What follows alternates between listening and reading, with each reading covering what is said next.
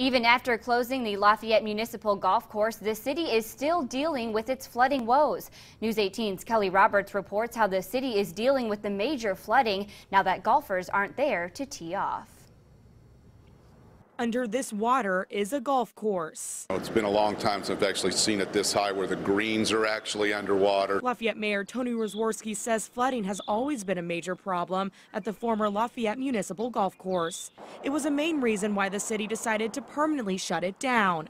Mayor Rosworski says this flood reminds him why the decision was a good one financially. The last big flood that we had that would be close to this a couple years ago ended up costing us about $200 and some thousand.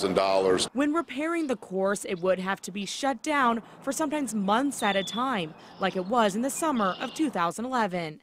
Then he says the city lost more money when golfers did not return the next summer. The next year, we didn't have a flood, but we didn't have near the numbers that we had had previously because people had found other places to play. And then you got to try to convince them to come back. It probably won't flood this year. Mayor Rosworski says this year it will be very different.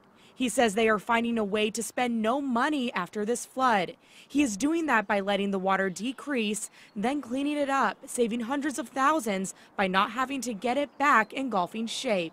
However, he hopes in the next few years a solution will be made to make the space usable even with constant flooding. There is a plan, a partial plan already through the Wabash River Enhancement Corporation of how do we look at that area to try to make it more sustainable for recreational use, but not as a golf course where it is so expensive to put back into play. Mayor Rosworski says the trails in the area should be cleaned up and ready for use by the end of the week. Reporting in Lafayette, Kelly Roberts, News 18.